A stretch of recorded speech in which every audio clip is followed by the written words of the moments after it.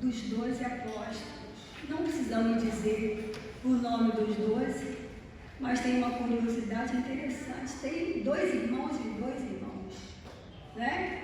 Pedro e André, Tiago e João. E as crianças sabem isso de cor, e é muito lindo. Mas vamos ao texto, eu quero ler. Mateus capítulo 9, de 35 a 38. Mateus capítulo 9, de 35 a 38. Vamos ler juntos comigo? E percorria Jesus todas as cidades e aldeias, ensinando nas sinagogas deles, e pregando o evangelho do reino, e curando todas as enfermidades e moléstias entre o povo.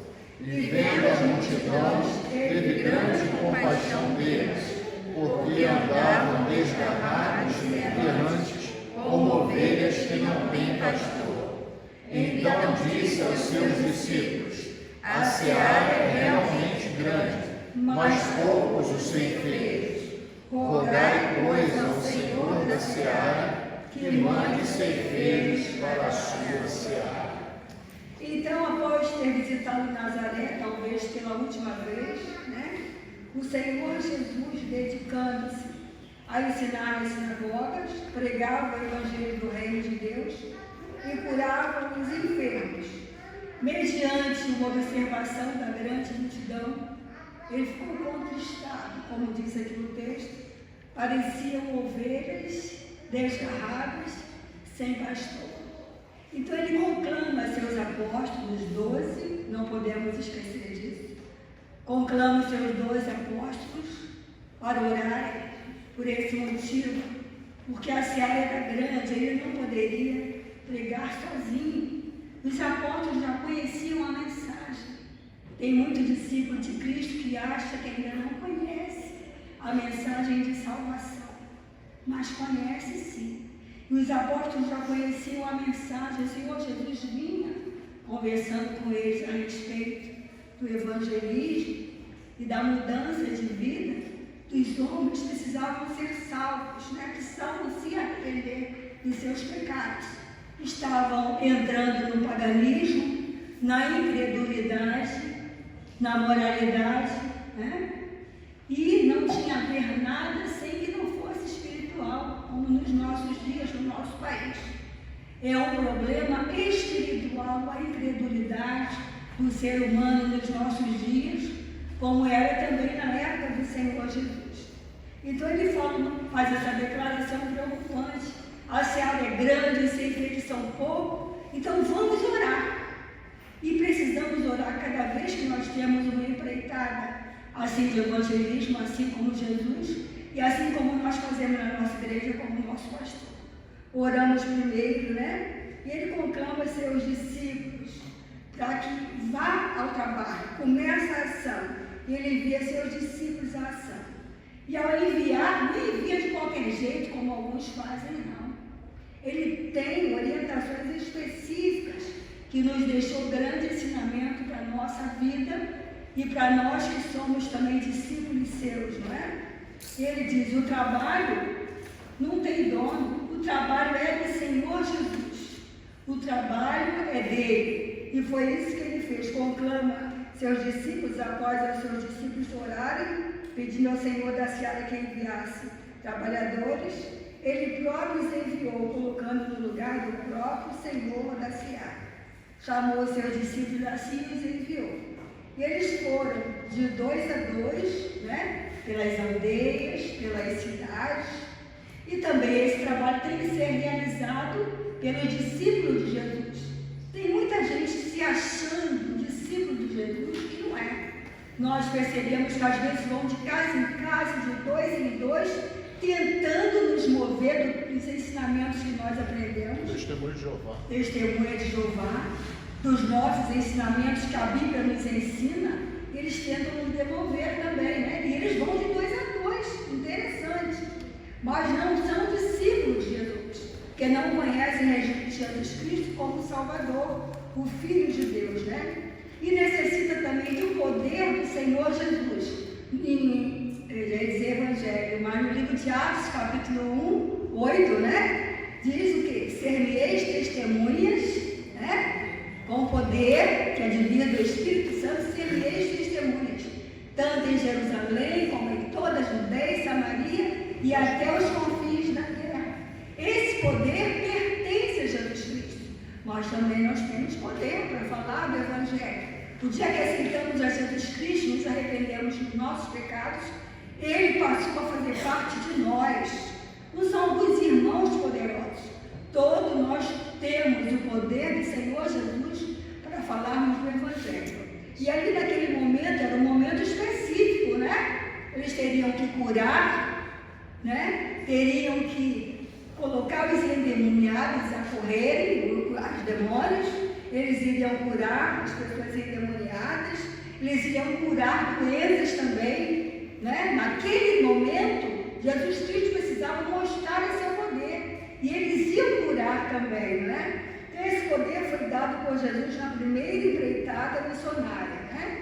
E nós vemos também, requer uma cooperação entre os discípulos de Cristo. Eles não fariam uma empreitada sozinho. Não, esse trabalho é meu, esse trabalho é do irmão. Não, esse trabalho aqui não, esse pedacinho aqui é meu. Não. Era uma empreitada de 2 em 2. Era uma cooperação.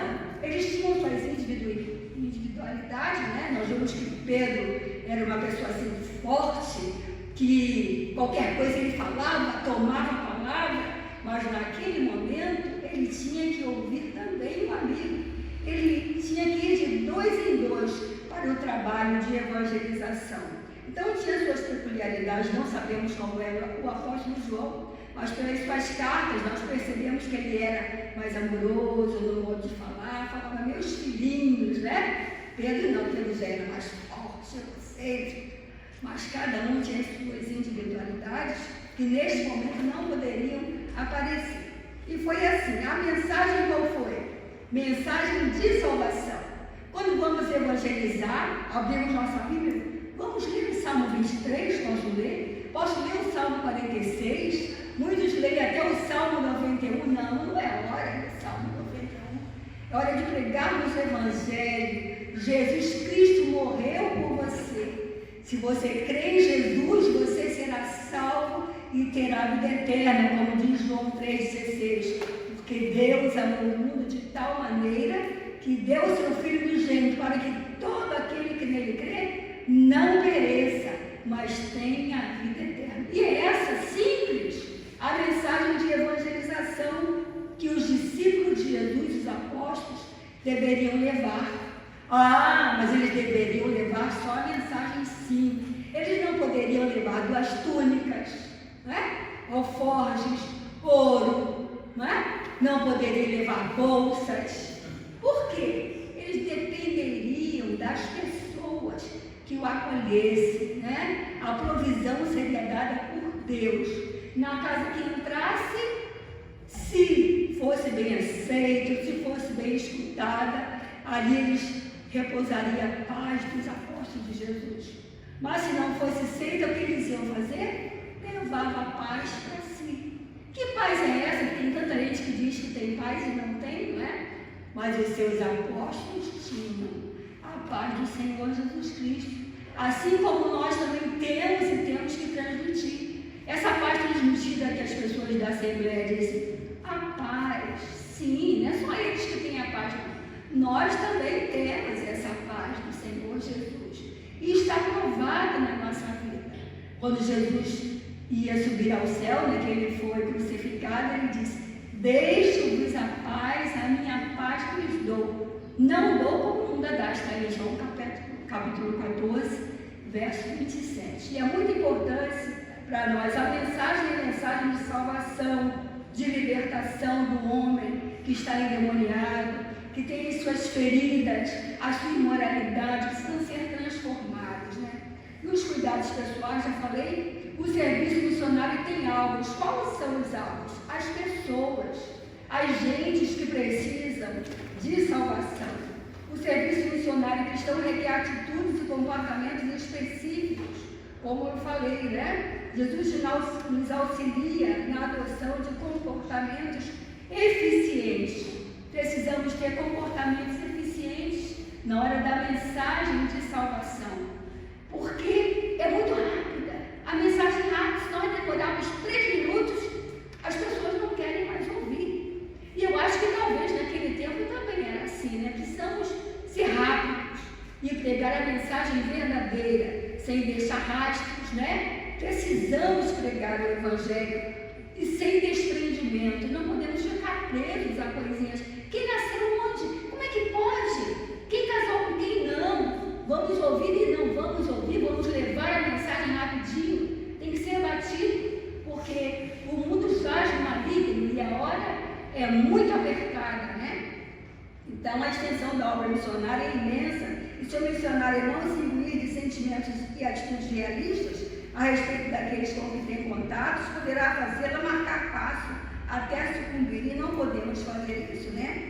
Então, se ninguém nos ouvir, saiu daquela casa ou daquela cidade, sacudiu o pó dos nossos pés em testemunho contra eles, né? Nós precisamos pregar, precisamos de uma simplicidade. Não precisamos ter voz eloquentes para falar da mensagem.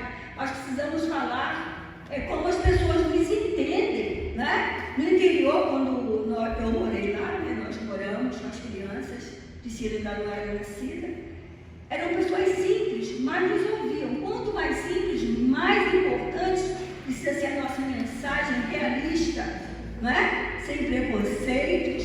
E ali também nós precisamos falar de Jesus, porque eles são muito incrédulos quanto ao Senhor Jesus, tem muitas divindades, como naquele tempo também tinha ali com os discípulos de Jesus em Nazaré, né? Então essa perseverança da dificuldade precisa existir nas nossas vidas.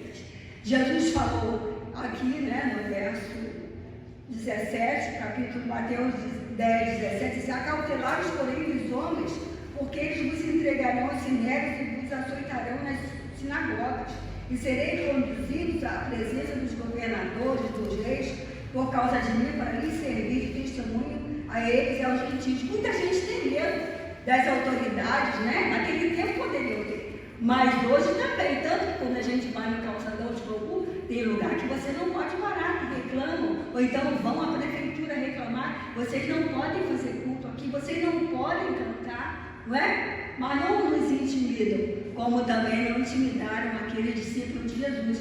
Jesus falou: se pegarem vocês, levarem para o sinédrio, levarem para as autoridades, né? Não temais os que matam o corpo e não podem matar a alma. Temei antes aquele que pode fazer perecer no inferno a alma e o corpo. E diz também que se em algum momento eles não souberem o que falar das autoridades, fiquem tranquilos, porque o Espírito Santo falará com vós. E é assim que nós devemos agir também. Agora eu vou passar para outra lição, que é do precursor de Jesus, e está em cima da hora, né? Os autores dos 4 evangelhos falam a respeito, né, de João Batista, que é a minha lição, a lição de hoje. Mas nós temos pouca coisa para falar. Herodes estava intranquilo, muito intranquilo. Ele sabia que João Batista pegava na ferida dele, né? Você está errado, precisa se arrepender. Você agora está com a mulher de teu irmão, né? Herodias, e não pode. Você precisa se arrepender. Herodes ficava zangado, muito zangado. E ele queria matá-lo, mas não conseguia. Por quê? O povo estava todo ali percebendo, porque João Batista era um profeta maior, como Jesus fala. E o povo amava João Batista. Então, o que Herodes fez? No dia da sua festa de aniversário, ele aproveitou a oportunidade, né? E prendeu, já tinha mandado prender João Batista, né? João Batista estava no cárcere e escutava tudo que Jesus falava, né? Jesus pregava e ensinava, e ele sabia lá do cárcere. Então, Herodes, muito esperto, no dia do seu aniversário, quando a filha de Herodias foi lançada no seu aniversário, tinha muita gente do governo ali naquele banquete, e ele pergunta a Salomé, que começou a dançar: o que você quer que eu te dê? Aí ela perguntou à mãe, muito esperta também, que a mãe queria matar João Batista. Ela disse: eu quero a cabeça de João Batista num prato. E foi isso que ele fez naquele dia. Ele pediu aos executores para executar João Batista e levou, e Salomé levou a cabeça de João Batista. Ele ficou triste, ficou, mas ele era cruel. Ele queria que aquele caso dele não fosse mais lembrado. Então ali terminou, né? Quando João Batista morre, ali terminou a missão de João Batista.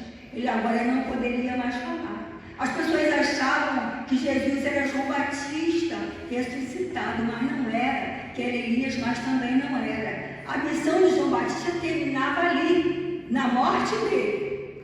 Mas Jesus, ao morrer também, né, pessoas pediram a morte de Jesus. Então, tanto João Batista quanto Jesus, as suas mortes foram pedidas por pessoas, por terceiros. Mas a diferença na morte era forte, porque Jesus ressuscitou e João Batista não. Então eles perceberam que Jesus não era João Batista. Herodes também percebeu que Jesus não era João Batista, porque Jesus ressuscitou no terceiro dia. E essa mensagem que nós temos que levar às nossas pessoas que precisam se arrepender dos seus pecados.